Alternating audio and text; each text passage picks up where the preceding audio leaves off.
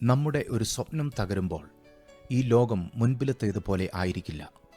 പെട്ടെന്ന് എല്ലാം മാറിയെന്ന് നാം മനസ്സിലാക്കുന്നു. ഇതുവരെ നീ ആശ്രയിച്ച വ്യക്തികൾ ഒറ്റ ദിവസം കൊണ്ട് നീങ്ങിപ്പോയിരിക്കുന്നു. അവർ ഒരിക്കലും മടങ്ങി വരാതെ അങ്ങ് ദൂരെ ചെന്നു കഴിഞ്ഞു. ചില അഭയസ്ഥാനങ്ങൾ നിനക്ക് നഷ്ടമായി. നാളെ എന്ന ദിവസം തീർച്ചയായും വ്യത്യസ്തമായിരിക്കും. നാളെ ജീവിക്കുവാൻ പുതിയ സ്വപ്നങ്ങൾ ഇനിയും ഉണ്ടാകണം. കാരണം നീ ഇത്രയും നാൾ പുറകെ ഓടിയ സ്വപ്നം നിന്റെ ഉള്ളിൽ ഇന്ന് അപ്രാപ്യമാണ്. ആ ഓട്ടം അവസാനിച്ചു. നീ പുറകിലായി.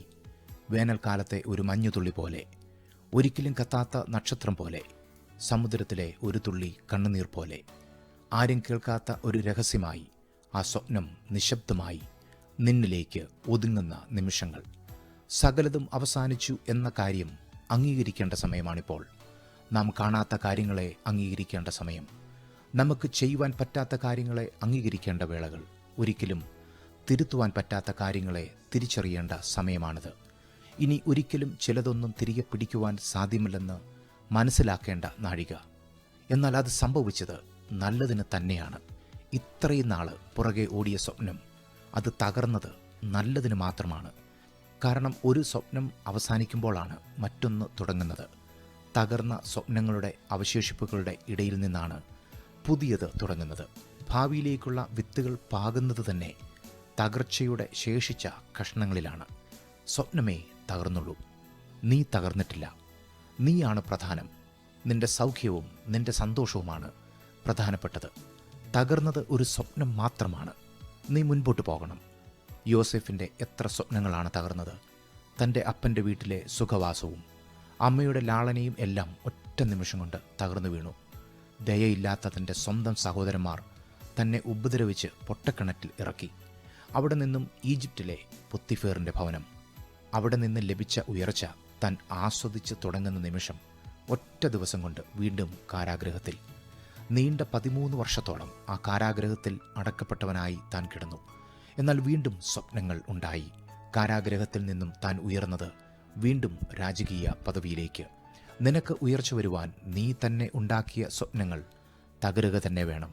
നിന്റെ പദ്ധതികൾ തകരണം. ആ തകർച്ചയുടെ വേദനയിൽ നിന്നും നീ ഉയരണം. കർത്താവിൽ ആശ്രയിക്കണം. ദൈവസ്നേഹം അനുഭവിക്കണം. നാളെയുടെ പ്രതീക്ഷകളിലേക്ക് ആത്മാവിൽ കുതിച്ചുയരണം. കാരണം പോയത് ഒരു സ്വപ്നം മാത്രമാണ്. അതിനുള്ളിലെ വ്യക്തികളെ, ഓർമ്മകളെ മറക്കണം. അവരോട് ക്ഷമിക്കണം. ചില നല്ല കല്ലുകൾ മാത്രം പെറുക്കിയെടുത്ത് മുന്നോട്ട് തന്നെ ഓടണം. യഹോവ ഇപ്രകാരം അരുളി ചെയ്യുന്നു: ബാബേലിലെ 70 സംവത്സരം കഴിഞ്ഞ ശേഷമേ ഞാൻ നിങ്ങളെ സന്ദർശിച്ച് ഈ സ്ഥലത്തേക്ക് മടക്കി വരുത്തുമെന്ന് നിങ്ങളോടുള്ള എൻ്റെ വചനം ഞാൻ നിവർത്തിക്കുകയുള്ളൂ. നിങ്ങൾ പ്രത്യാശിക്കുന്ന ശുഭഭാവി വരുവാൻ തക്കവണ്ണം ഞാൻ നിങ്ങളെക്കുറിച്ച് നിരൂപിക്കുന്ന നിരൂപണങ്ങൾ ഇന്നവയെന്ന് ഞാൻ അറിയുന്നു. അവ തിന്മയ്ക്കല്ല നന്മയ്ക്കത്രയുള്ള നിരൂപണങ്ങളെന്ന് യഹോവയുടെ അരുളപ്പാട്. നിങ്ങൾ എന്നോട് അപേക്ഷിച്ചു എൻ്റെ സന്നിധിയിൽ വന്ന് പ്രാർത്ഥിക്കുകയും ഞാൻ നിങ്ങളുടെ പ്രാർത്ഥന കേൾക്കുകയും ചെയ്യും. നിങ്ങൾ എന്നെ അന്വേഷിക്കും. പൂർണ്ണ ഹൃദയത്തോടെ അന്വേഷിക്കുമ്പോൾ നിങ്ങൾ എന്നെ കണ്ടെത്തും. നിങ്ങൾ എന്നെ കണ്ടെത്തുവാൻ ഞാൻ ഇടയാക്കും എന്ന് യഹോവയുടെ അരുളപ്പാട്. ഞാൻ നിങ്ങളുടെ പ്രവാസം മാറ്റും. ഞാൻ നിങ്ങളെ നീക്കിക്കളഞ്ഞിരിക്കുന്ന സകല ജാതികളിൽ നിന്നും എല്ലാ ഇടങ്ങളിൽ നിന്നും നിങ്ങളെ ശേഖരിച്ച് ഞാൻ നിങ്ങളെ വിട്ടുപോകുമാറാക്കിയ സ്ഥലത്തേക്ക് തന്നെ മടക്കി വരുത്തുമെന്ന് യഹോവയുടെ അരുളപ്പാട്.